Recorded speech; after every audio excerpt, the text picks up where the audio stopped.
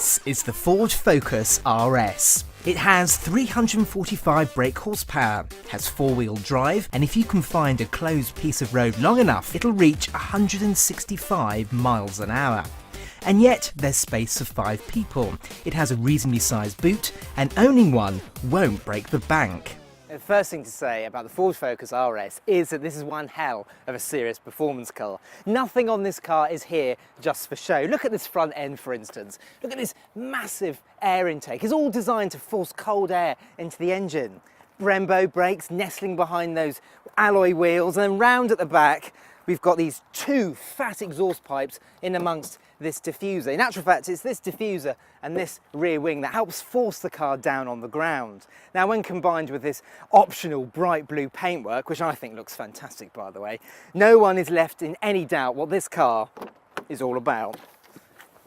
And yet, on the inside, it's pretty much like your normal Focus. Yes, of course, you do get this extra row of gauges on top of the dash. You get some blue stitching dotted around an RS badge on the steering wheel. Now, this car has the optional Recaro sport seats. You don't get them as standard, which is a shame because they are brilliant. They're nice and supportive and keep you firm in the corners. Elsewhere, it's pretty much like your standard Focus. So there's some nice soft touch plastics dotted around the cabin and pretty average cubby space. So there's a decently sized glove box and central cubby under the armrest, a couple of cup holders and good sized door bins. All cars come with Ford's Sync 2 infotainment screen, which works well enough but can be a little fiddly to use on the move due to small buttons and lots of sub-menus. Standard kit is good though. There's that 8-inch touchscreen, climate control, sport seats and the mad bodywork. But sat-nav is a costly option. Now back here, unsurprisingly, it's identical to the standard Ford Focus. Even with these Recaro bucket seats, I've still got a good amount of knee room. That's set up in my driving position. I'm just under 5'11", and I've got a good amount of knee room. I can also fit my feet underneath the seat if I want to slouch and get a little bit more comfortable. There's a good amount of headroom, but it does feel quite dark back here thanks to this black roof lining. Let's take a look at the boot. The background at the boot, there's a bit of bad news, I'm afraid, because boot space isn't what you call particularly good. Now in there you've got 260 litres, considerably smaller than you get in the standard Ford Focus, and that's because of the four-wheel drive system.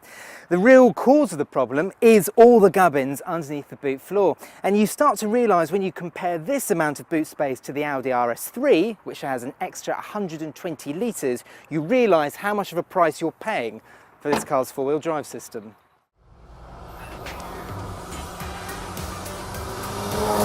The RS is powered by a 2.3 litre 4-cylinder turbocharged petrol engine. It packs some serious punch. It has 345 brake horsepower and can get from 0 to 62 miles an hour in 4.7 seconds. The top speed is 165 miles an hour. And it's just brutal power. Put your foot to the floor and there's this whoosh and then you're pinned back to your seat. It's just incredible, and it's all backed up with this beautifully slick 6-speed manual gearbox, powerful brakes and steering that is so accurate and so quick to respond.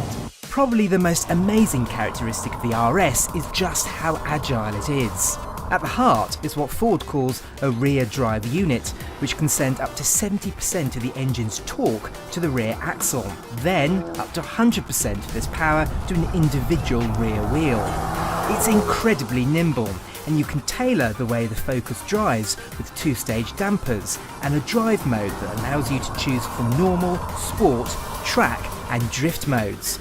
Each prod of the drive mode button gives a harder, more performance-orientated experience. Right, okay, we're going to give this drift mode a go. So all I've got to do is go into drive mode selector and go to drift. And apparently all I've got to do is boot the throttle, turn the steering wheel, and the back of the car will just come neatly around and the car will balance itself. Let's see whether it actually does it or not. So here we go.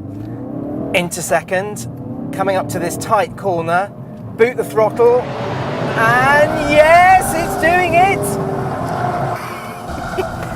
Well, it's a bit artificial, but yeah, it does actually make you feel a bit like a hero. There is a bit of artificial noise pumped in here, listen. That's not natural, but hey, it sounds brilliant.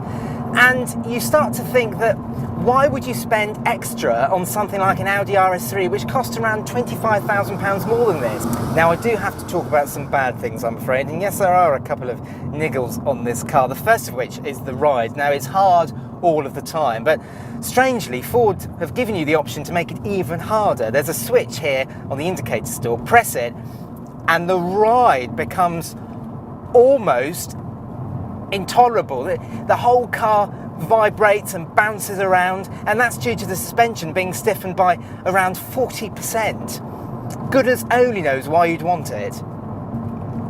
The second bad thing, I'm afraid, is fuel economy and running costs. Now, I've been getting 27 mpg and I've done around 400 miles in this car. Now, 28 mpg is not too bad, but you can't really run this car on a shoestring. But hey, a hard ride and high fuel bills, that's what hot hatch motoring is partly about, isn't it? And what a value for money hot hatch the RS is. It offers similar performance to the Mercedes-AMG A45 and Audi RS3, but is significantly cheaper to buy. And while its 175 grams per kilometre CO2 figure means it's slightly dearer to tax than the A45, its cheaper purchase price means it's a less expensive company car to run. So, you're in the market for a super hot hatch, but should the Ford Focus RS be on your shortlist? It's quick, drives amazingly, and is good value for money. In short, it's brilliant and does what all great Fords have always done. It brings power to the masses. Check out our reviews of two of the RS's biggest rivals, the Volkswagen Golf R on the left or the Audi RS3 on the right. Click the play icon for our latest video and on our logo to subscribe.